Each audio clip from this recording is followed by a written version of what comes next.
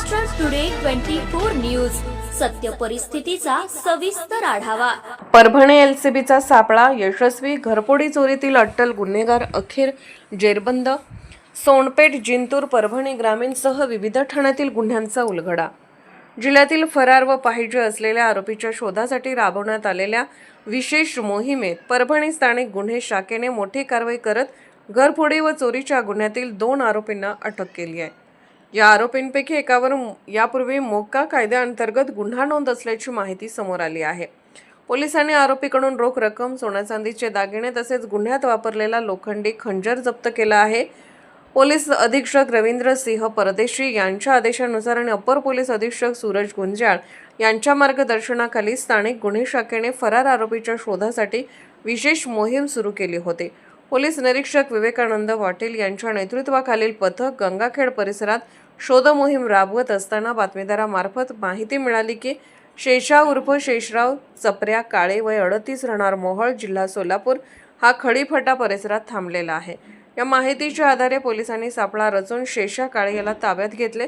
त्याच्या सोबत असलेला आलिश उर्फ आल्या उर्फ काळ्या सुरेश काळे राहणार दत्तनगर मोहोळ, जिल्हा सोलापूर यालाही पोलिसांनी पकडले। दोन्ही आरोपींना स्थानिक गुन्हे शाखेत आणून कसून चौकशी करण्यात आली।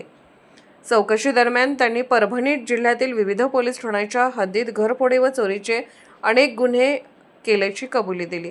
आरोपी क्रमांक 1 शेषा काळे याची झडती घेतली असता त्याच्या कमरेला लपवून ठेवलेला लोखंडी खंजर आढळून आला। हा खंजर पंचांसमक्ष जप्त करण्यात आला।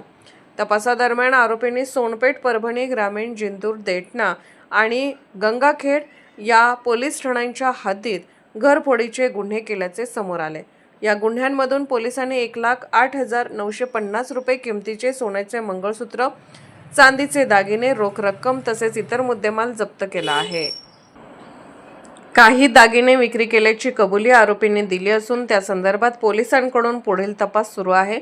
या कारवाईत पोलीस निरीक्षक विवेकानंद पाटील, पोलीस उपनिरीक्षक चंद्रसिंह परिहार तसेच पोलीस कर्मचारी महेश कवठाळे, राहुल परसोडे, सिद्धेश्वर चाटे, माणिक वाघ, केशव लटपटे, सचिन भदरगे, रंगनाथ दुधाटे, नामदेव डुबे, राम पोळ, दिलीप नीलपत्रेवार, गजानन क्षीरसागर, उमेश चव्हाण, मधुकर ढवळे, शरद सावंत, साने, उत्तम हणवते, सायबर सेलचे गणेश कोटकर आणि कांगणे यांनी सहभाग घेतला। या कारवाईमुळे जिल्ह्यातील घरफोडीच्या अनेक गुन्ह्यांचा उलगडा झाला असून आरोपींना पुढील कायदेशीर कारवाईसाठी संबंधित पोलीस ठाण्याच्या ताब्यात देण्यात आले आहे। महाराष्ट्र टुडे मराठीसाठी ब्युरो रिपोर्ट विशाल गायकवाड, परभणी।